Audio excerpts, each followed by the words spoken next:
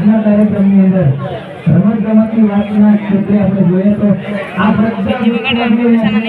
આ વિસ્તારના જે કદાચ આવેલા અને આ લોકો કબડ્ડી ખોખો કોઈ બી રમત હોય તો આ લોકો બધા આગળ જ હોય અને કોઈ ક્ષેત્રે રસ્તે કઈ મિત્રો તરફે આવતો હોય એવી એની જોડે તાકાત છે તો આજે વધારે નહીં કરતા પણ આપણા પ્રમુખ જિલ્લા પ્રમુખ સાહેબજી છે ત્યારે એક વાત કહેવા માંગુ છું કે ત્યારે હું રસ્તામાં આવ્યો ત્યારે ટેકરા પર કંઈક ઓફિસ બનેલી હતી એમ ટેકરા પર ઓફિસ બનેલી છે ત્યાં રસ્તામાં આવતામાં કડે પાણી નદી એમ તો આટલા આ વિસ્તારની અંદર બધા છોકરા રમતની અંદર આગળ છે અને એ લોકો છેક આગળ નહીં જઈ શકતા એનું કારણ મને ખબર નથી પણ કદાચ અહીંનું ગ્રાઉન્ડ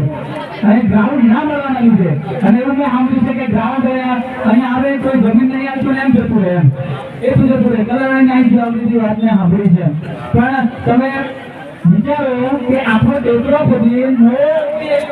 ઓફિસ બનાવી દીધી હોય તો આ એવો ટેકરો ખોદીને એક ગ્રાઉન્ડ બનાવે તો આ લોકો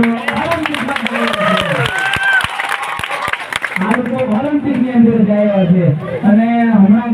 કલામાં કોણ ચાલતો હતો ત્યારે મેં આપણે એકલવ્ય સ્કૂલની અંદર ગયો અને એક સ્કૂલની અંદર જોયું એમ કે છોકરાઓ 8 વાગે ના આવે પ્રાઇમરી સ્કૂલના છોકરાઓ કે હાઈસ્કૂલના પછી આ યુવાનો 8 વાગે ના આવે ને સાંજે 4 વાગે 5 વાગે જાય એમ પણ એમની જોડે પાણી નથી હોતું એમ આપણે સરકારી કાર્યક્રમ હોય ને ત્યારે બોટલો પડેગા આ બધું અંદર મૂકીએ છીએ આપણે એમ પણ આ જગ્યા પર કેમ 20નો તો આખો મોટો બોટલ પડે છે ને તો 10 બોટલ 20 બોટલ મૂકો ને આ તંત્રની બેદરકારી છે અને છોકરાઓને બધાને નાસ્તો હોવો જોઈએ અને હોવો જોઈએ આપણે અહીંથી એટલે ગાડી સુધી લપટમાં રખી જવાને ને તો બી આપણને ખબર પડે કે કેટલી તાકાત જોઈએ હાફ લીધીએ આપણે છોકરાઓ તો આખો દિવસ રમે છે આખો દિવસ ખોખો રમે આખો દિવસ કબડ્ડી રમે વિચારો ખરા કે કેટલી તાકાત જોઈએ એમાં અને અહીંની જે માતાઓ છે એ પહાડોમાં પ્રેગ્નન્સી સમયે પણ કદાચ પહાડોમાં કામ કરતી હશે પ્રેગ્નન્સી સમયે તો આ જે જન્મનારા જે યુવાનો છે એ કઈ ખીડા પોતા નથી આ ઓલિમ્પિકમાં જાય એવા છે એની જોડે ગ્રાઉન્ડ નથી પૂરતી સુવિધા નથી એના લીધે આપણા લોકો પાછળ જતા રહ્યા છે તો દોસ્તો આ મારી વાત હતી આજે વધારે ના કહેતા એક કવિતા જેવી છે એ કદાચ છેલ્લે કહું છું પણ આટલું પ્રમુખશ્રીને ધ્યાન દોરું છું એવું નથી કે તમે વિરોધ કરું છું પણ આ મારા ધ્યાનમાં આવ્યું છે ખેલ મહાકુંભમાં ગયા વખતે પણ આ તકલીફ હતી અને આ વખતે પણ કલા મહાકુંભ હતો એમાં પણ આ તકલીફ હતી અને છોકરાઓ તડકાની અંદર ટીમલી નૃત્ય રમતા હતા નૃત્યની સ્પર્ધા હતી સાહેબ નૃત્યની સ્પર્ધા તડકાની અંદર એ લોકો ટીમલી નૃત્ય કરતા હતા બીજા બધા તડકાની અંદર બેઠા હતા તો આ કદાચ બેદરકારી કહેવાય પણ એ જરા ધ્યાન દોરજો આપણે પોલિટિકલ વાત નથી કરતા એક કવિતા છે જેમ વાંસમાં વસે સંગીત આપણે જે વાંસમાંથી આપણે પીવા વગાડીએ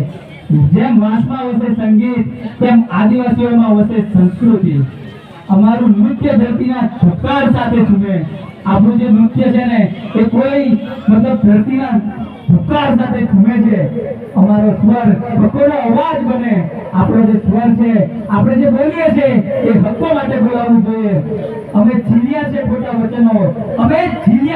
વચનો હવે સમય છે સત્ય ઇતિહાસ લખવાનો ઇતિહાસ લખવાનો મારી ભાષા મારી ઓળખ મારું ગૌરવ છે અમે આદિવાસી છીએ ગર્વથી જીવીશું અને ગર્વથી જીવવાના આ દિવસ ફક્ત તહેવાર નહીં એક સંકલ્પ છે એક સંકલ્પિત થવાનો દિવસ છે હકો માટે ભવિષ્ય માટે ફક્ત નાચકૂદ માટે નહીં પણ હકો માટે લડવાનો આજે દિવસ છે આજે જેટલા મને વક્તા આવ્યા છે એ આજે સંકલ્પિત થવું જોઈએ કે હું આ મંચ પરથી બોલું છું મને લોકો બોલવા માટે મોકો આપે છે તો કંઈક તો સંકલ્પિત થઈએ કે આવતા વર્ષે મને બોલવાનો મોકો મળે ને તે દિવસે હું કંઈક કરું અને આજના દિવસે જય ગઈ 9 ઓગસ્ટની અંદર મને બોલવાનો મોકો મળ્યો હતો અને એ મોકાની અંદર મેં એવું કીધું હતું કે લોકો આજે સંપ્રદાયોની અંદર જોડાયેલા છે એ જોડાયેલા રહેશે પણ એની અંદર પોતાની કમાણીનો 10મો ભાગ પોતાના મંદિરને મહારાજને બધે આવતા હશે પણ મેં એવું નક્કી કર્યું હતું કે મારી કમાણીનો 10મો ભાગ છે ને મેં મારા સમાજ માટે મારા લોકો માટે અને આજે પણ જ્યાં જ્યાં જરૂર પડે છે છોકરાઓને જરૂર પડે છે ત્યાં જ્યારે આવા કાર્યક્રમો હોય ત્યાં ગમે ત્યાં મારા 10મો ભાગ આપવાનો પ્રયત્ન કરું છું તો આ બધાએ કદાચ સંકલ્પ કરવો જોઈએ અને મારી વાણીને વિરામ આપું અને ઘણો સમય થઈ ગયો છે 5 વાગી ગયા છે તો બધા થાકી બી ગયા છે બધાને સાંભળી થાકી ગયા છે તો છેલ્લે જય જોહર જય આદિવાસી